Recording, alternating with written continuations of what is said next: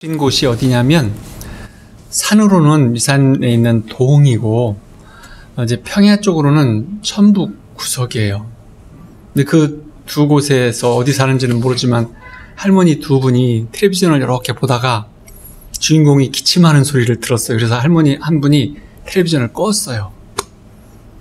그리고서 이제 와갖고 옆집에 있는 할머니한테 텔레비전을 보는데 주인공이 기침을 해가지고 내가 위험할까 봐서 껐다고. 그러니까 옆에 할머니가 안 꺼도 돼, 마스크 하면 돼, 이렇게 말했다고 해요. 요즘에 유행하는 이제 우스운 얘기죠. 예수님이 탄생하기 전까지 세상에 많은 사람들이 이제 구원자를 기다리셨어요. 메시아를 기다렸죠. 이사야 선지자가 이제 메시아가 오실 것을 예언한 후로 한 700여 년 동안 이스라엘 백성들은 정말로 죄에 빠진 우리를, 율법에 빠진 우리들을, 어찌할 수 없는 우리들을 어떻게 하면 우리가 하나님께 구원을 받아서 천국에 갈 수 있을까? 그런 정말로 인생의 가장 큰 그런 바람이죠. 그런 소망을 가지고 메시아를 기다렸어요. 근데 그것이 온 세계가 모두 마찬가지였어요. 그래서 구세주가 오시면 우리의 피폐한 인생이 회복을 될 것이고, 지금 겪고 있는 이 곤란이나 어려움, 모든 일에서 이제 회복을 할 수 있을 거다. 그래서 구원받은 행복한 삶을 살 수 있을 것이라고 생각을 했던 거죠. 근데 이제 이렇게 이제나 저제나 기다려도 메시아는 오지 않았어요. 그래서 그들은 메시아를 기다리고 더 소망하고 더 대망하면서 기다렸지만 찾아오지 않았어요. 여러분들은 삶에 지쳐서 혹은 인생의 우여곡절을 겪으면서 예수 그리스도를 기다리고 이렇게 원했던 적이 있으세요? 그분으로 인해서 우리가 받은 은혜가 얼마나 큰지, 또 얼마나 많은지, 이런 것들을 이렇게 셈을 해본 적이 있으신가요? 우리가 지은 모든 죄와 죄악들에서 해방받고, 죄책감, 또 우리 연약함, 허물 이런 데서도 회복하고, 우리가 이제 가지고 있는 여러 가지 부정적인 감정들과 또 외로움, 또 우울, 분노, 불안함, 두려움, 또 여러 가지 결핍, 거절, 수치, 우리 어렸을 때부터 받아온 학대, 이런 것들로부터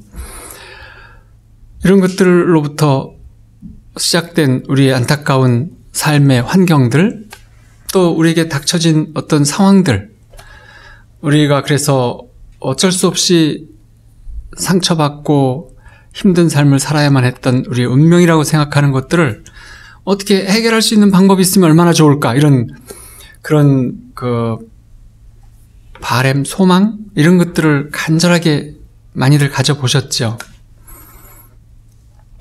오직 그 모든 것들을 예수님이 져주신 십자가, 그 보혈의 은혜를 통해서만 우리의 모든 고통과 고난의 그 대속을 우리는 알게 되고 믿게 되어짐으로써, 믿음으로써 그거를 이제 회복을 시작하는 거예요.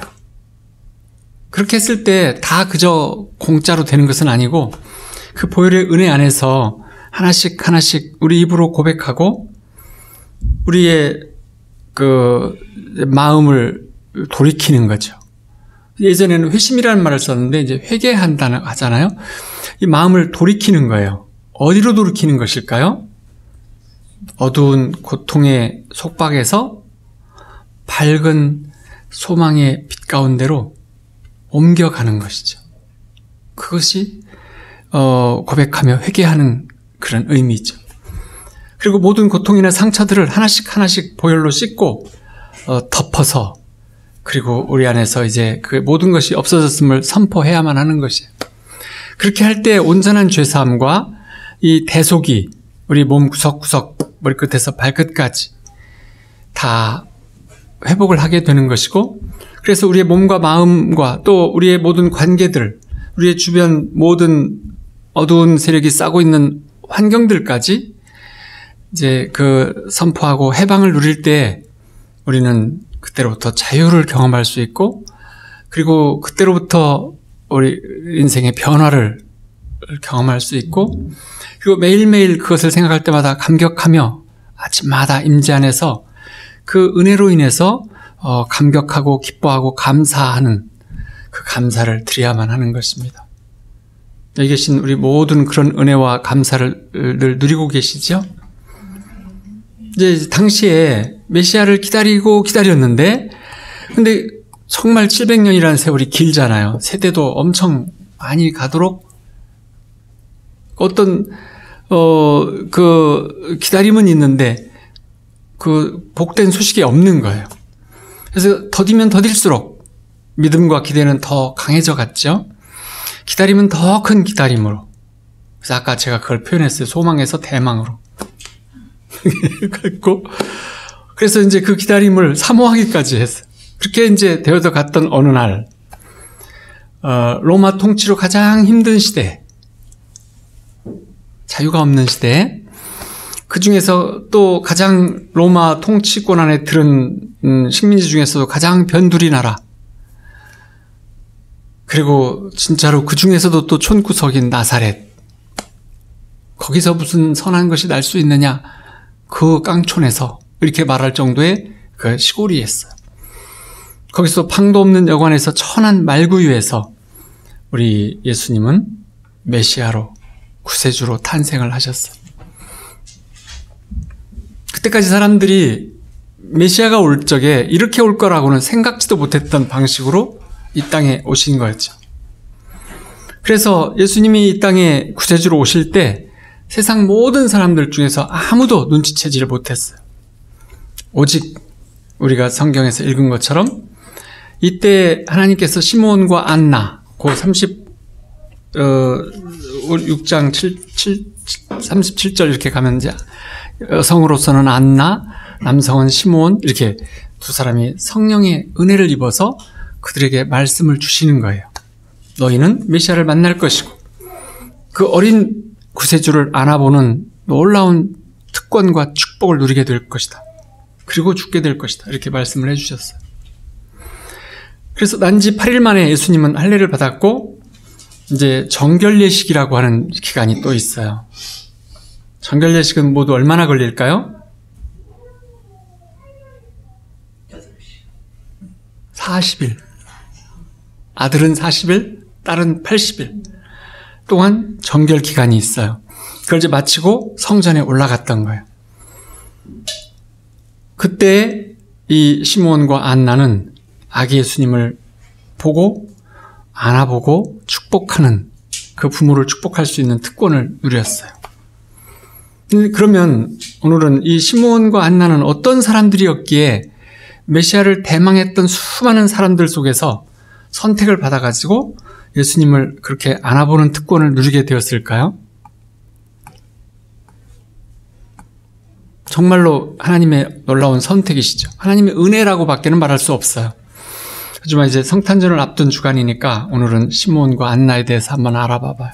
25절에 보면 예루살렘에 시므온이라고 하는 사람이 있으니 이 사람은 의롭고 경건하며 이스라엘의 위로를 기다리는 자라, 성령이 그 위에 계시더라.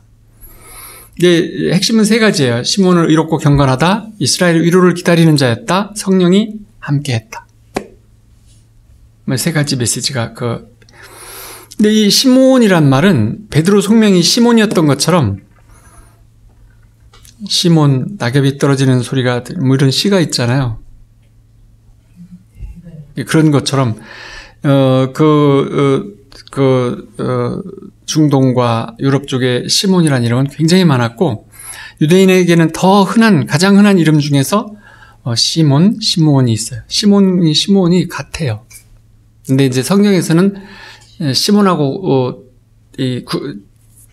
헷갈리지 않으라고 이제 시므온이라고 썼어요. 성경이 그를 보고 경건하다는 말. 근데 이게 이제 베드로는 아닌 거예요. 어떤 노인네요. 성경이 그를 보고 경건하다 이렇게 말을 썼는데, 이 경건하다고 성경이 표현하는 것은 그의 언행이나 대인관계나 인격, 그의 삶 전체가 세월을 지난 후에 그를 보고 표현을 하는 것이에요. 여기를 읽으면서 저는 나는 어떤 단어로 주님께서 표현해 주실까 이런 생각을 해봤는데 적절한 단어가 생각나지 않더라고요. 그래서 슬퍼했어요. 아마 그래서 내년쯤에는 우리 교회도 뭔가 이제 무언가를 가지고 변화를 추구해야 되겠다는 생각을 했어요. 여러분도 한번 기도해 보세요. 어떤 거 가장 좋을 것인가? 그래도 이제 많이 낙심하지 않는 것은 이제 그 주님께서는 은혜가 많으시고 긍휼이 많으시는 분이시니까 큰 걱정을 하지는 않아요. 의롭다. 로마서에서 의롭다는 말, 또 아브라함이 의롭다함을 얻는 이 말은 하나님 뜻을 구하고 그 뜻에 순종하며 그 뜻에 맞는 삶을 사는 것을 의롭다고 하죠. 그렇죠? 하나님 뜻에 맞는 것. 그러니까 이제 의롭다는 말은 이제 요즘 말로 말하면 모세에게 한 말은 온유하다는 말이었어요. 온유하다는 말도 하나님 뜻에 순종하는 삶으로 가는 그런 삶의 태도가 온유라고 표현을 했어요. 그래서 경건하다, 그는 경건했다. 이거는 또 한 가지 표현이 있는데 이제 메시아 주님을 기다리면서 하나님 뜻을 구하며 살았다는 것이에요. 하나님 뜻을 계속 구하며 사는 사람들은 경건한 삶을 살게 돼요. 그래서 우리도 매일 아침마다 기도와 임재를 가지면서 그런 분들에게 꼭 맞는 표현이 의롭고 경건하다는 말일 거예요. 맞아요? 네. 이제 겸손하다는 것은 삶의 태도를 낮게 산다는 거예요. 나의 삶의 자세를 낮추고 산다. 온유하다는 것은 하나님 뜻과 말씀에 순종하는 삶의 태도를 말하는 건데, 경건하다는 말은 겸손함과 온유함을 다 갖추었다 라는 것이죠. 이거는 돈으로 살 수 있는 것도 아니고 명예로 얻는 것도 아니고 직분 가지고도 되는 게 아니에요. 경건하다는 표현은 하나님께서 그렇게 표현해 주시는, 인정해 주시는 것이죠. 거룩하고 경건으로 살았던 세월이 쌓여서 살아야 경건하다라고 평을 해주시는 거죠. 예를 든다면 우리가 뭔가 이제 되기로 했던 일들이 안 되면 대부분은 화를 내는데 어떤 분은 기도하는 분들이 있어요. 주님을 기다리고 주님 뜻에 합당한 삶을 살기를 추구하는 사람은 그래서 범사에 감사하고 늘 기도하는 삶을 살게 되죠. 경건이 생각과 말이 아니고 우리 언행과 삶이다라는 것이에요. 우리 모두에게도 그런 삶을 사시게 되기를 축원합니다. 경건의 삶, 그리스도인들에게는 아주 필요한 태도이죠. 그런데 이 경건의 삶을 살면 나 자신도 하나님의 뜻에 쓰임받는 일이 많지만 다른 사람을 위한 축복의 통로가 되는 삶을 살게 돼요. 지금 우리나라에 필요한 사람들이 경건한 그리스도인들이다 이렇게 생각이 되어지시죠? 네. 항상 세상이 이렇게 험하고 이스라엘 역사를 다 돌아봐도 이스라엘이 가장 어둡고 또 다른 종교들한테 압박당하고 민족이 핍박당하고 그럴 때에도, 아무리 그럴 때에도 하나님께서는 사람들을 숨겨놔요. 남겨놓는 사람들이 있어요. 그렇죠? 아방한테 그렇게 핍박을 받았을 때도 엘리야가 저밖에 없는 거죠 라고 기도하니까 하나님이 뭐라고 그러셨어요? 얼마만큼이 있다고요? 7,000명이 아직 남겨진 사람이 7,000명이, 내가 남겨놓은 사람이 7,000명이 아직 있다. 바알신을 믿지 않고 오직 나만을 섬기는 7,000명이 있느니라 라고 말씀을 하셨어요. 우리 시대에도 힘들고 어려운 어떤 그런 환경이 있을 때 그리스도인들이 정말로 이렇게 말하자면 세상 사람들로부터 이렇게 무시당하는 이런 환경이 있을 때 우리가 할 일은 기도하면서 남겨진 자의 삶을 살면서 이제 부흥을 꿈꾸는 것이에요. 그런 일들은 세계 역사에 많이 있어요. 그것들도 이제 새해가 들면서부터 하면서 우리도 뭔가 새로운 목표와 그다음에 갖도록 해봐요. 우리는 하나님 앞에서 어떤 사람입니까? 나는 어떤 사람인가요? 하고 기도하셔야 합니다. 그러면서 우리가 삶을 살아갈 때 거룩한 경건의 흔적, 그런 연륜이 쌓이는 사람으로 그렇게 인도해 달라는 기도를 함께 해야 돼요. 시므온이 성령이 함께 해주셨다 그랬는데 그것은 그가 늘 성령님을 추구했기 때문에 그래요. 성령님이 동행해 주시기를 구했기 때문에 시므온에게 주신 거예요. 시므온은 늙은 사람이었어요. 그래서 우리 함께 늘 아침마다 선포하세요. 제가 성령께서 늘 함께 해주심을 감사드리고 거룩한 경건한 모습의 올해 삶을 살게 해주시옵소서 이렇게 기도하는 거죠. 이사야 40장 1절에 보면 위로하라, 내 백성을 위로하라 라고 이렇게 기록을 했어요. 무엇으로 위로하라는 것일까요? 이스라엘의 위로, 이스라엘의 백성들, 내 백성들을 위로하라. 이스라엘의 위로라는 것은 기다리던 구세주 메시아에 대한 이사야가 불러준 별칭이에요. 그래서 이스라엘의 위로라고 이사야는 늘 그렇게 말했어요. 하나님께서 그렇게 주셨던 거죠. 그래서 26절에 보면 그가 주의 그리스도를 보기 전에는 죽지 아니하리라 하는 성령의 지시를 받았더니 경건하면서 주님 보기를 추구해왔던 시므온은 성령의 계시를 늘 받았어요. 그래서 그가 죽기 전에 그리스도를 보게 될 것이라고 하는 음성을 들었겠죠. 하나님은 경건한 사람에게 말씀을 더 많이 하실까요? 꼭 그렇진 않을까요? 어떻게 생각하세요? 어떻게 생각하세요? 하나님은 누구에게나 말씀해 주시기를 좋아하시는 분이세요. 하나님의 본체가 본질이 뭐라고 그랬어요? 로고스, 말씀이라고 그러셨잖아요. 나는 말씀이니라 이러셨어요. 그래서 예수님이 하시는 말씀들이 하나님의 말씀을 대언한 것이었어요. 전부. 그 말씀대로 이 세상이 변화가 되고 회복이 되고 온전해지고 그런 일들을 경험하는 걸 봤잖아요. 예수님의 삶에서. 그래서 말씀이신 하나님, 그분은 우리 모두에게 말씀해 주시기를 기뻐하세요. 그런데 차이는 있어요. 경건한 사람은 성령님께서 말씀해 주시는 것을 추구해요. 그리고 잘 알아들어요. 빨리 알아들어요. 그리고 순종해요. 그래서 더 깊은 비밀, 더 많은 기름 부으심을 그의 삶에 주셔서 더 깊은 순종과 영향력을 끼치며 살게 하는 거죠. 경건치 않은 사람은 별로 추구함이 없어요. 말씀을 해주시는 것에 대해서 해주시면 좋지만 그걸 추구하진 않아요. 말씀을 주셔도 잘 못 알아듣기도 하고 순종도 하지 않아요. 순종을 하는데 어떻게 순종하냐면 자기 뜻대로, 내 상황대로. 아전인수란 말 아세요? 물이 조금 있는데 우리 밭으로 물기를 끌어당기는, 이렇게 내 앞으로 나에게 좋도록 이렇게 변화시켜서 생각하는.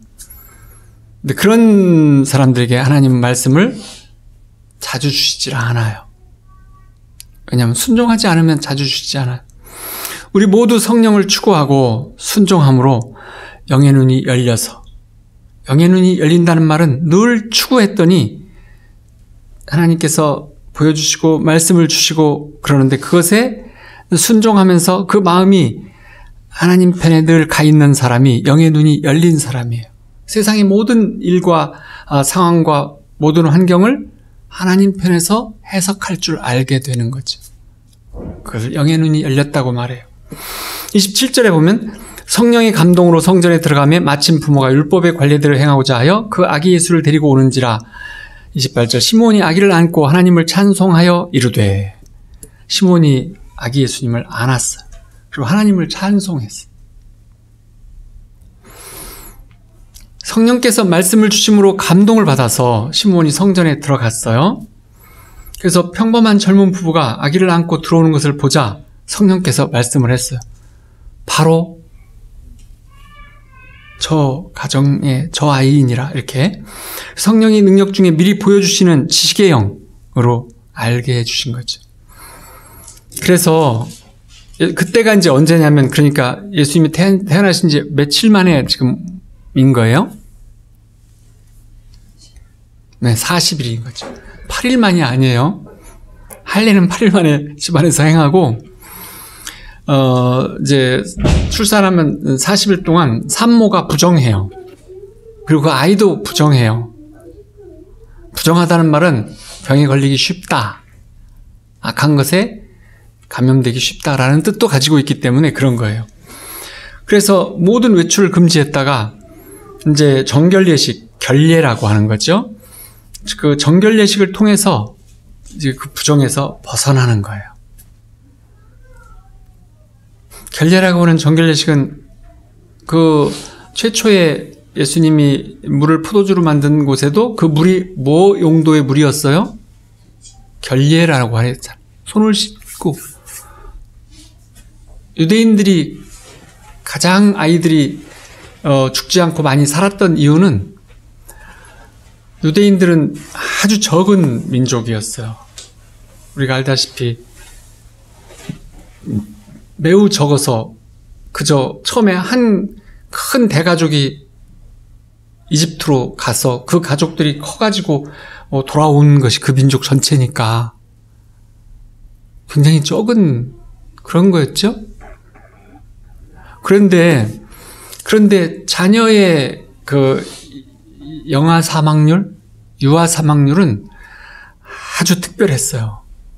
우리나라도 100년 전만 해도 유아 사망률이 엄청 많았어요. 그래서 생존율이 20%가 안 됐어요. 대체로는 뭘로 죽었냐면 이렇게 아기 낳고 남은 태가 있는데 이거를 칼이나 가위로 잘랐을 때 거기서 감염이 돼요. 파상풍에. 그래서 제풍이라고 하는 파상풍으로 3분의 2를 잃었어요. 그리고 영양이라든지 또 그 건강이라든지 경풍이라고 그래서 이제 경기하는, 몸이 약한 부모가 몸이 약한 자녀를 낳고 환경이 안 좋은 데서 그러면 경풍을 잘해요. 요즘에는 열성경련이라 그렇게 많이 두려워하지 않지만 예전에는 경풍을 하면 많이 잃었어요. 그래서 20%가 되지 않아요. 10몇 % 돼요. 근데 유대인들은 60, 70%를 살렸어요. 예전부터. 뛰어난 민족이었어요. 그래서 그것이 어디에 있었냐면 청결의식에 있었어요. 그들은 늘 손을 씻었어요. 이 결례가 그래서 간단한 그런 것이 아니에요. 그저 손이나 이렇게 씻고 들어가는 당연한 거잖아요. 뭐 그렇지 않아요. 근데 이스라엘에서 난 모든 처음 태어난 모든 생명은 하나님께 바치도록 규정하기 때문에 이 맞이 장자인 예수님을 하나님께 드리기 위해서 예루살렘 성전으로 올라갔던 거예요. 그래서 그 지역의 성전에 가서도 가능한데 맞이기 때문에 그 예루살렘의 성전에 간 거예요. 하나님께 드리기 위해서, 그런 서약을 하기 위해서. 출애굽 때 장자 재앙으로부터 하나님께서 구원해 주심을 기념하기 위해서 모든 초태생들은 그 이후로 이렇게 하나님께 드리는데, 근데 유대의 모든 장자를 위해서 레위 지파가 그 하나님을 섬기는 역할을 맡으면서 장자의 역할을 대신하도록 구별을 했어요. 그래서 이스라엘의 장자가 별도로 하나님께 바쳐질 필요가 없었어요. 하나님의 구약적 은혜였어요. 그렇게 은혜를 하나님이 주셨어요. 이해되시죠? 그래서 레위 지파가 장자권을 다 행사했어요. 하나님께 예배드리는 일을 전적으로 맡아서 하면서, 그렇지만 장자들은 그의 대속하는 속전이라 그래서 5세겔씩을 예물로 드리고, 그리고 이제 정결 예물로 번제와 속죄의 제물을 드렸어요. 속전과 번제와 속죄의 제물을 드린 거죠. 그러니까 5세겔을 드리고, 아니면은 염소 한 마리 번제, 양 한 마리 번제, 그리고 속죄제는 비둘기 한 마리를 드리는데, 요셉과 마리아는 가난해가지고 그러니까 양 대신 비둘기로 번제를 드리고, 속죄제로 비둘기를 또 한 마리 드리고, 그래서 비둘기 2마리를 드리고 그걸 끝내는 거였어요. 보통 가난한 이들이 하는 그런 예였는데 그렇게 했다고 나와 있어요. 그래서 30절 32절까지를 보면, 내 눈이 주의 구원을 보았사오니 이는 만민 앞에 예비하신 것이요 이방을 비추는 빛이요 주의 백성 이스라엘의 영광이니이다. 시므온이 마리아 일행을 보자마자 예수 그리스도가 아기 예수인 줄 알았어요. 그래서 시므온의 가장 큰 소원이 바로 내 눈으로 메시아를 보는 거였는데, 보고 죽는 거였는데, 그 소원을 하나님께서 들어주셔서 예수 그리스도 어린 아기 예수를 본 거죠. 그래서 그를 끌어안았어요. 시므온은 이 구세주 보기를 인생에서 가장 기다려온 일이었어요. 구약의 많은 사람들이 신앙심이 가장 강한 사람들일수록 이렇게 예수님을 한번 보기를, 구세주 보기를 추구하다가 죽었어요. 우리가 얼마나 복된 삶을 사는지는 우리는 예수님을 다 봤잖아요. 태어난 걸 이미 다 알고 다 봤잖아요. 또 성령 안에서 예수님을 또 보죠. 여러분들도 보시기를 축원합니다. 그래서 지금 이 시대의 교회와 성령과 함께하기를 추구하면서 항상 주님의 얼굴을 보기를 기다려야, 추구해야 해요. 계시록 22장 20절에 보면, 계시록이 끝날 때 22장 20절 21절에서 끝이 나요. 계시록 22장 21절이 끝이에요. 근데 거기 말씀이 뭐냐면, 내가 진실로 속히 오리라 하시거늘 아멘 주 예수여 오시옵소서. 주 예수의 은혜가 모든 자들에게 있을지어다 아멘. 그리고 성경이 끝나요. 재림 예수의 약속과 예언, 그리고 우리의 소망이 담겨있는 내용이죠. 어쩌면 이것이 사도 요한의 마지막까지 추구했던 바람이었을 것이에요. 그래서 순례자처럼 살았던 이 사도 요한이 그리스도인의 삶을 살펴보면 한마디로 기다림이라고 하는 거예요. 어떤 모임을 기다리고, 자녀 합격을 기다리고, 급여날을 기다리고, 또 떨어졌던 가족을 기다리고, 그렇게 살지만 가장 중요한 기다림은 뭐냐면 주님을 기다리는 것이죠. 주님이 말씀하시기를, 주님이 보여주시기를, 주님이 내게 명령하기를 기다리면서 사는 일, 이것이 그리스도인들이 할 기본적인 태도예요. 정말로 기다리는 여러 가지 기다림들이 있지만, 여기서 남자들은 별로 없고, 우리 집사님 이게 군대 가서 이제 제대할 날을 기다리면 엄청 기다려요. 하고 보통 이제 말년이라고 하면 이렇게 말해요. 45일 하고 7시간 남았어. 이렇게 말해요. 다 세고 있는 거죠, 철저하게. 근데 이제 막상 제된 날이 막 이렇게 2주 이렇게 앞으로 다가오면 이제 이런 말이 있어요. 떨어지는 낙엽도 조심해라. 잘못되면 연장되거나. 그러니까 거기서 군대에서는 잘못을 행하거나 문제가 사건에 연루되면 제대가 연기돼 버려요. 그러니까 그것 때문에 하는 말이죠. 그래서 이렇게 말해요. 말 조심, 몸 조심, 낙엽 조심. 이렇게 말해요. 그게 무슨 말이에요? 근신하면서 지낸다는 거죠. 이 근신하는 삶이 이 경건의 삶의 기초가 되는 거예요.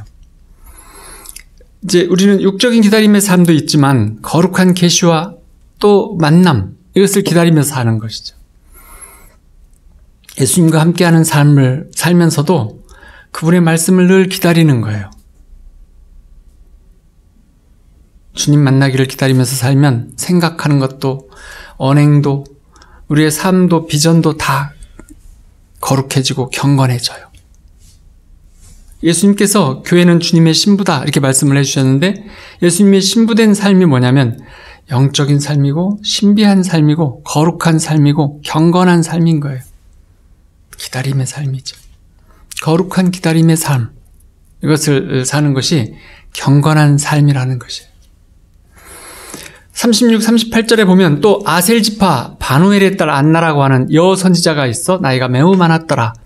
그가 결혼한 후 7해 동안 남편과 함께 살다가 과부가 되고 84세가 되었더라. 이 사람이 성전을 떠나지 아니하고 주야로 금식하며 기도함으로 섬기더니 마침 이때에 나와서 하나님께 감사하고 예루살렘의 속량을 바라는 모든 사람에게 그에 대하여 말하니라. 그러니까 이제 이 여선지자인 이 안나도 예루살렘의 속량, 예루살렘의 구원, 이스라엘의 구원, 구세주를 바라는 모든 사람들에게 그분에 대해서 아기 예수님을 보고 하나님께 감사하면서 이 예수님에 대해서 말했던 사람이에요. 선지자니까 예수님의 삶에 대해서 예언을 했던 사람이죠. 계시를 받았었죠. 이 여선지자인 안나는 젊어서 홀로 되자 성전에서 금식하고 기도했고 선지자의 삶을 살았어요. 주님이 오시자 최초로 만나는 은혜를 입었어요. 가정에서 하는 일들이 남성보다 많은 여성들은 그 환경이 오직 기도와 임재에 전념할 수 있는 환경이 잘 주어지지 않잖아요. 그것이 이제 주어졌을 때 그런 삶을 잘 살 수 있다 이런 뜻도 있고, 또 그렇게 이제 추구하면 그렇게 또 사는 많은 사람들이 있었어요. 우리나라에도 최자실 기도원장 같으신 분이 아마 여선지자의 삶을 살았다고도 볼 수 있겠죠. 그렇죠? 예. 미국에서 보면 캐서린 쿨만 같은 사역자가 그런 사람이라고 말할 수 있을 거예요. 캐서린 쿨만은 불신자인 남편과 헤어지면서 사역의 길을 갔어요. 불신자였는데다가 몹시 행실이 안 좋았는데 남들이 다 결혼하지 말라고 했는데 결혼을 했는데 하면서 하나님께 순종하기가 너무 어려운 삶이 오자 어느 날 하나님 앞에 무릎 꿇고 울면서 기도를 해요. 이제 하나님만을 온전히 섬기겠다고. 그리고 헤어지면서 사역의 길을 갔는데 이 캐서린 쿨만은 24개의 국제 선교 본부를 빚 없이 세웠어요. 그리고 60년대와 70년대 죽을 때 마지막 10년 동안은 매주 5일씩 30분씩 그분의 집회 영상을 미국, 캐나다, 유럽까지 50개 방송사에서 방영을 해줬어요. 절대적인 영향이 있었죠. 일주일에 5일간 월화수목금까지를 미국, 캐나다, 유럽의 50개 방송사에서 미국에서 찍으면 중계해서 그걸 보여줬어요. 그 영향을 그래도 이제 유럽에서는 네덜란드, 덴마크 이런 쪽에서 많이 받아들였고 캐나다도 많이 받아들였어요. 그래서 캐나다의 영적인 분들이 많은 것도 이 영향을 많이 받았어요. 그리고 지금 활동하는 많은 어떤 그런 분들이 이제 누구한테 영향을 받았냐 그러면 캐서린 쿨만한테 영향을 받았다 이렇게 말을 해요. 하얀 옷을 입은 매니힌 목사님도 그렇고 미국의 서부의 누구죠? 교회 목사님 최근에 그분도 그렇게 표현하고 많은 분들이 이렇게 표현하는데, 근데 그래서 이분의 그 영향력이라는 것이 대단했던 거죠. 마지막 10년은 정말로 전 세계 중심이었어. 시몬과 안나의 인생을 보면서 또 한 가지 이제 말씀을 생각해 봐요. 하나님께서는 우리를 어떻게 생각하냐면 너희를 멀리 나와서 매일 기다렸다. 매일 기다린다. 이렇게 말씀을 하셨잖아요. 탕자의 비유에서 말씀하셨죠? 내가 매일 거리도 먼데 아침에 일찍 나와서 너 아들 오기를 기다리고 있었다. 이렇게 하잖아요. 상거도 먼데, 거리가 먼데, 서로 간의 거리가 멀리 떨어져 있는데, 그렇게 기다렸는데, 하나님께서 우리를 기다리시는 거예요. 우리는 넘어지고 추해지고 헐만 삶을 살지만 그분은 거룩한, 그리고 정말로 거룩하신 분이 우리를 기다리시는 거예요. 온통 불쌍히 여기시면서 우리를 보살피시면서 사랑을 중단한 적이 없으신 그분은 우리 인생에서의 모든 상처, 아픔, 고통들을 다 품어주시면서 주님 사랑으로 녹여주시면서 우리를 기다리고 계시는 분이시죠. 그래서 우리가 예수님을 만나면, 성령님을 만나면 그분께 우리 영혼욕을 다 다스리도록 내어드리는 삶을 살아야 돼요. 만남으로 끝나지 말고. 많은 사람들이 많은 교회에서 보면 성령 체험을 한 것을 자랑해요. 근데 성령 체험은 귀한 일이지만 했던 것을 자랑하는 건 좀 이상하죠? 한 번 딱 만나본 일을 자랑한다는 거는 좀 이상하잖아요. 그건 굉장히 예수님이 들으면 우실 일이죠. 구원이시고 통치자로 재림하시는 주님을 기다리면서 우리 성탄을 기다리는 기간을 지내봐요. 올 한 해도 포기하지 않으시고 우리와 함께 해주셔서 감사를 드리면서 또 우리 믿음, 우리의 사랑이 부족했음에도 계속 우리를 붙들어 주시고 품어주시는 하나님에게 감사한 삶을 살면서 우리 미라클 교 모두 우리 예수님을 늘 추구하고 주님과 만남을 기다리면서 그분과 함께하면서 그분께서 주시는 음성과 말씀 보여주심을 기다리면서 그분과 친밀함을 누리고 소통을 누리면서 그런 삶을 통해서 하나님 나라의 기쁨을 이 땅에서 경험하고 하나님 나라를 전파하는 우리 모두가 되시기를 간절히 바랍니다. 우리 함께 선포해 보겠습니다. 나는 가장 높으신 하나님의 자녀입니다. 나는 가장 높으신 하나님의 자녀입니다. 마귀와 아무 상관이 없습니다.